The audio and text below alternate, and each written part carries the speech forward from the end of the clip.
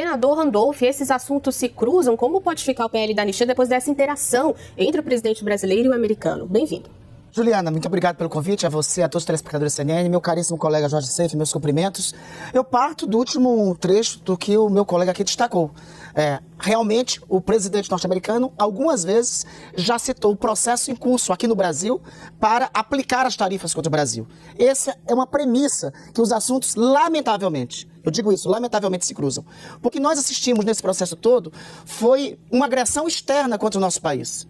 Não é razoável na relação entre nações unilateralmente e não é razoável na relação dos Estados Unidos com o Brasil, que tem mais de 200 anos, data da nossa independência. Os Estados Unidos foram um dos primeiros países que nos reconheceram como nação independente. Não é razoável, em toda essa trajetória, ter tido algum tipo de agressão como esse que teve.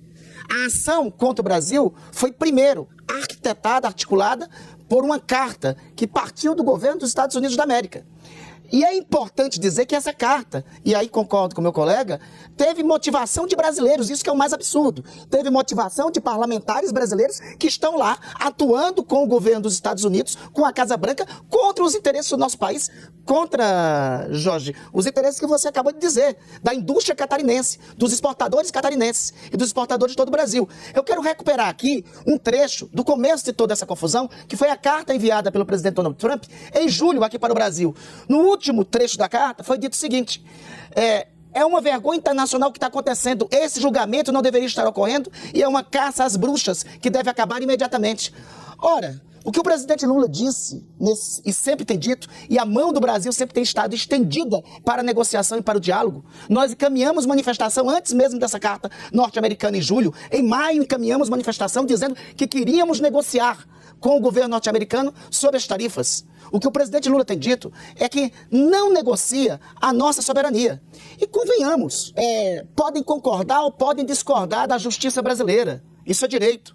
Podem concordar ou podem discordar do Supremo Tribunal Federal. Isso é direito. Mas a atuação da Suprema Corte brasileira em um processo judicial é expressão da nossa soberania.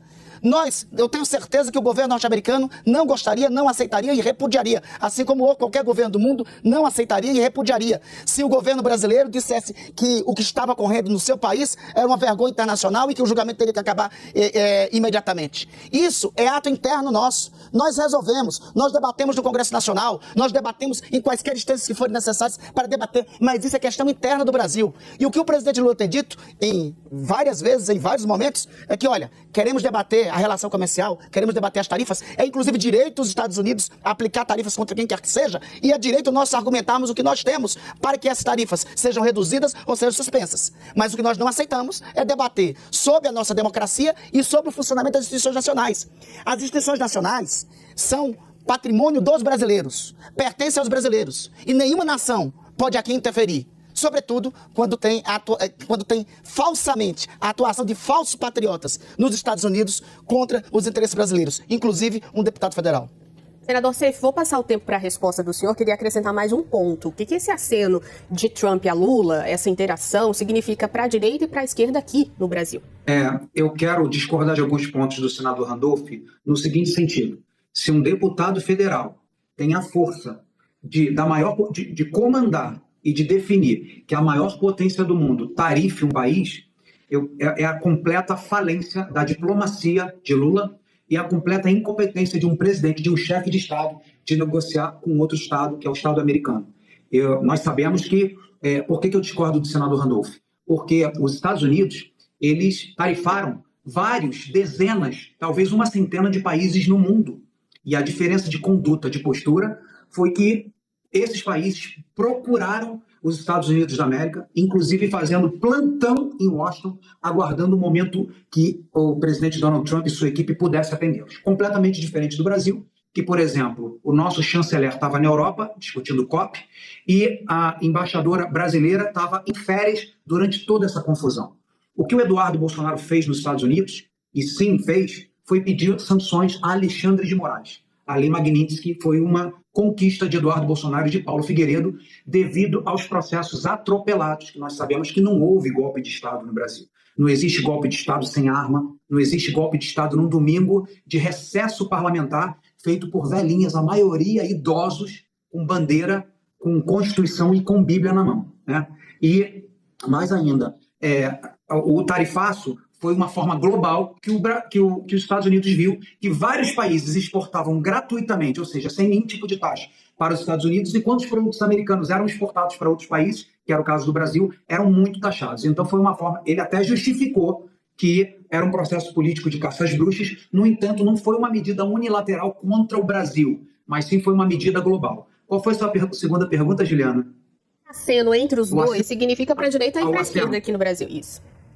Sim. E o aceno do presidente Trump, ele senta inclusive com opositores clássicos e tradicionais como a China. Ele senta com Xi Jinping, ele senta com Vladimir Putin, ele sentou esses dias com o presidente da África do Sul. Ele senta e conversa. Ele é um exímio negociador, até porque a sua história é marcada por suas empresas, suas grandes empresas. Então, o que eu lamento é que o Brasil precisou ser tarifado em 50% e precisou um aceno do presidente americano para que Lula, então, se dispusesse a conversar. E isso é inaceitável. Como eu disse, a embaixadora dos Estados Unidos, a embaixadora brasileira nos Estados Unidos, estava em viagem de férias, não retornou de férias durante o tarifaço, e o nosso chanceler estava na Europa. Não tiveram o cuidado, não tiveram a preocupação de viajar para os Estados Unidos, como comitivas do mundo inteiro fez, para proteger as empresas brasileiras por um único motivo, Juliana: por questões ideológicas, por questões políticas, que devem estar abaixo dos interesses comerciais da nossa nação.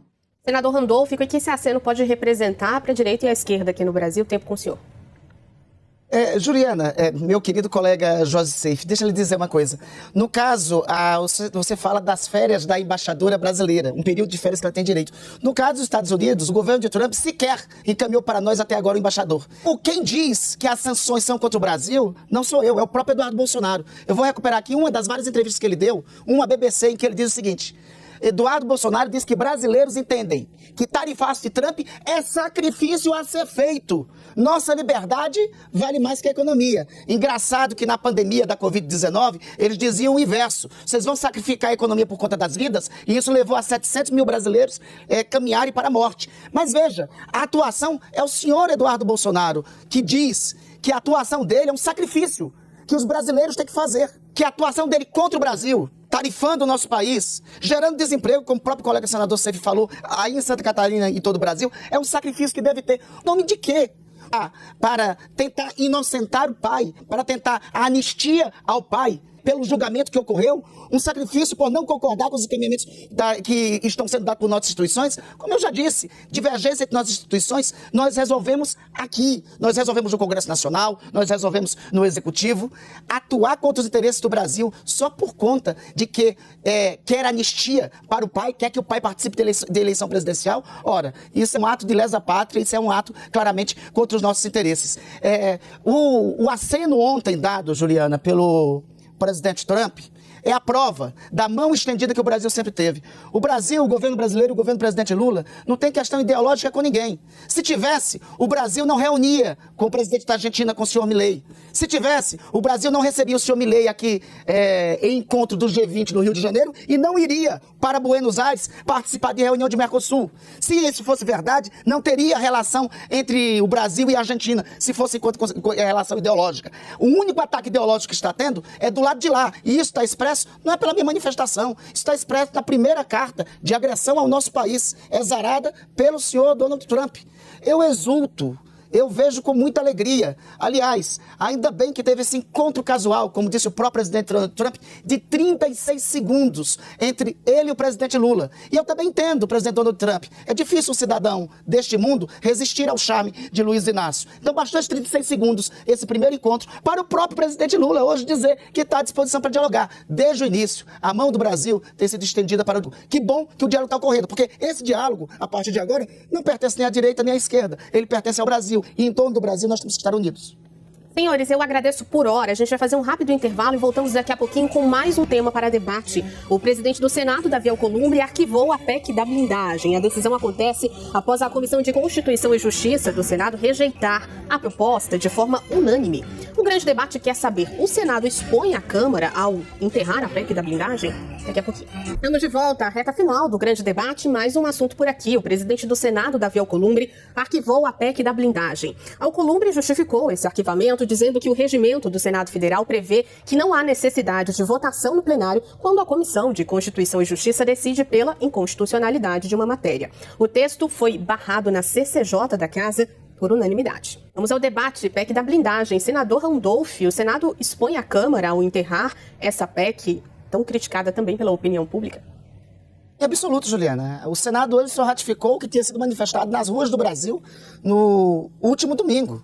Essa PEC, ela já nasceu rejeitada pela mobilização de milhões de brasileiros. Veja, essa proposta de emenda constitucional, a argumentação primeiro sobre ela era restaurar um texto da Constituição que vigorou entre 1988 a 2001. Em primeiro lugar, esse texto da Constituição de que para algum parlamentar ser processado precisaria de autorização prévia do Congresso Nacional foi superado pelo tempo. Esse texto da Constituição foi exarado, o texto constitucional nesse período, por uma circunstância. A Constituição de 1988 vem sob o peso de uma ditadura que o Brasil vivia em que as prerrogativas e garantias parlamentares não eram assegurados. Não era a realidade de 2001, quando corretamente o reformador constituinte decidiu mudar o texto da Constituição, porque se tratava, já naquele tempo, de uma blindagem indevida. O que estava se buscando era primeiro restaurar isso. Indevido, inaceitável, e inclusive contra o próprio texto da Constituição, porque no artigo 5º da Constituição, no seu caput, dizia e diz, em alto e bom som, todos são iguais perante a lei. Essa proposta de emenda constitucional, a rigor, criaria uma casta de mais ou menos 600 e tantos privilegiados que teriam a proteção de seus próprios pares em detrimento dos outros milhões de brasileiros. Essa é a primeira contradição. Segundo, ela restaurava algo que o parlamento já superou há 10 anos, que é o voto secreto. Ela restaurava o voto secreto para o julgamento de parlamentares, que foi um avanço civilizatório, democrático e institucional de nossa Constituição, a partir de clamor das ruas e atendido pelo parlamento. E, em terceiro lugar, ela criava uma figura nova, trazia a figura de presidente de partido, não sei por quais razões, para o bojo dessa proteção e dessa blindagem. A resposta e a rejeição a essa proposta de emenda constitucional não ocorreu hoje, na quarta-feira, na Comissão de Constituição e Justiça. Não aconteceu com a proclamação do presidente Davi Alcolumbre. Aconteceu nas ruas. Aconteceu em qualquer pesquisa de opinião que indica que mais de 75% dos brasileiros são contra esse privilégio indevido e descabido. Então, não acredito em nenhum tipo de problema na relação entre o presidente Davi Alcolumbre e o presidente Hugo Mota. Eu tenho certeza que muitos colegas deputados, inclusive, entenderam que após a votação a proposta era inadequada e o Senado só fez ratificar o que o povo brasileiro já havia proclamado. Senador Seif, o Senado expõe a Câmara ao enterrar de vez a PEC da blindagem? Não, Juliana, eu concordo em parte com o senador Randolph Rodrigues, porque nós somos um sistema bicameral, né? A Casa Revisora da República é o Senado da República. No entanto, cabe dizer que essa PEC foi do então deputado Celso Sabino, que até semana passada era ministro do Turismo. E eu vejo boas coisas nessa proposta, apesar do Celso Sabino ser base governista, eu vejo que ele tentou, especialmente que ele apresentou essa PEC lá na época que o Daniel Silveira, um deputado, ele foi suspenso, inclusive está preso até hoje, devido a palavras proferidas. O artigo 53, Juliana, já diz que nós, parlamentares, somos invioláveis nas palavras, votos e opiniões. Mas, infelizmente, isso não é uma realidade no Brasil. O texto original proposto por Celso Sabino, eu concordo. E, por isso, no primeiro momento, apoiei, inclusive, a colegas da Câmara a fazer. Mas, infelizmente, foi colocado dentro dessa massa um recheio venenoso, um recheio que realmente é indigesto, um recheio que prejudicaria a democracia do Brasil, que é exatamente os pontos que o senador Randolph traz com muita sabedoria. Nós não queremos voto secreto, inclusive eu convido o senador Randolph e tantos outros a assinarem a minha PEC 71 de 2023 para acabar definitivamente com o voto secreto, inclusive de autoridades no Brasil. Mas veja, nós tivemos votos lá nessa PEC, não só do PL, nem só do Centrão, mas olha, votos do PT e do PDT também, porque imaginávamos que o texto inicial da PEC era muito proveitoso, porque hoje nós temos, Juliana, Nicolas Ferreira, Bia Kicis, Marcos Duval, Carla Zambelli, Gustavo Gaia, Marcel Van Hatten, Carlos Jordi, Alexandre Ramagem, Eduardo Girão, senadora Damares, senador Alan Henrique, General Girão, Clarissa Testa, Flávio Bolsonaro e Gilvan da Federal, todos os deputados e senadores, sendo criminalizados por palavras ou manifestações em redes sociais, o que o artigo 53 da nossa Constituição deveria nos proteger e hoje não nos protege. O Supremo está avançando, especialmente contra a direita brasileira, contra os conservadores, e essa foi uma forma que a Câmara viu para, de alguma forma, proteger o artigo 53 e detalhar o artigo 53. Opiniões, votos e palavras. Eu, enquanto parlamentar de Santa Catarina, o senador Randolph, enquanto parlamentar do Amapá, nós trazemos bandeiras, trazemos ideias, trazemos cultura, trazemos tradição, trazemos crenças e bandeiras. E nenhum outro poder pode tutelar nossas palavras, ainda que sejam críticas ao Supremo, críticas às decisões do Supremo, críticas ao Executivo. E, infelizmente, hoje existe uma perseguição à direita, porque 75% desses processos contra parlamentares são parlamentares de direita, e por isso essa PEC foi proposta.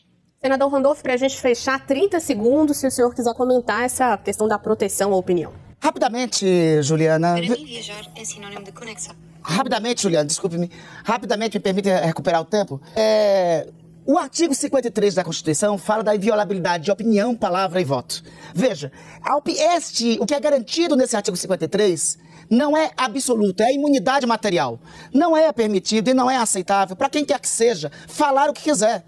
Já foi dito, e tem que ser assim, que não pode um parlamentar dizer eu só não te estupro porque eu não quero. Abre e fecha aspas. Não pode um parlamentar, por exemplo, proclamar coisas do tipo: eu acho que a ditadura matou pouco, eu acho que a ditadura deveria ter matado muito mais. Inclusive o Fernando Henrique Cardoso, como foi dito por um parlamentar no passado, abre e fecha aspas. A imunidade material e a imunidade para as palavras não é imunidade absoluta. Por isso que nós rejeitamos não só a PEC inteira, mas também a PEC pela metade, como queriam criar um instituto de proteção aos parlamentares sobre as palavras e manifestações. Ou seja, ainda bem que hoje o Congresso Nacional foi rejeitada e a PEC da blindagem Nutella.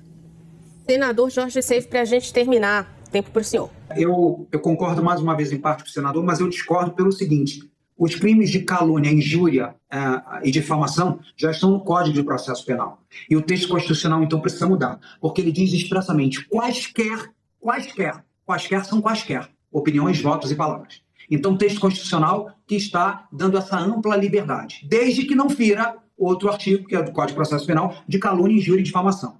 Vários desses parlamentares hoje, Juliana, que estão sendo processados, foi porque, por exemplo, associou Lula a Maduro, associou Lula a Ortega, por dizer que Lula eleito foi comemorado nas cadeias, e nós sabemos que foi porque são imagens, inclusive, da CNN, da Rede Globo e de tantas outras, e isso foi visto como uma ofensa por parte do Supremo Tribunal Federal. Há exageros? Com certeza. Por isso, eu propus, por que eu votei, inclusive, pela rejeição completa dessa matéria? Porque eu tenho uma proposição de 2024, PEC número 5, que reforça a imunidade parlamentar e imunidade material de palavras dos deputados e senadores, sem voto secreto, sem proteger bandido. E fiz um acordo com o senador Davi Alcolumbre e com o senador Otto Alencar, presidente da CCJ, para que essa PEC avance. Eles têm esse compromisso conosco para falar exclusivamente de palavras. Do parlar, da liberdade de expressão que o parlamentar deve ter enquanto representante do Estado brasileiro, enquanto representante de um Estado da Federação e de representante do povo brasileiro. Então, eu acho que foi uma medida acertada, o Senado rejeitar, mas nós precisamos rediscutir esse tema, porque hoje parlamentares estão sendo criminalizados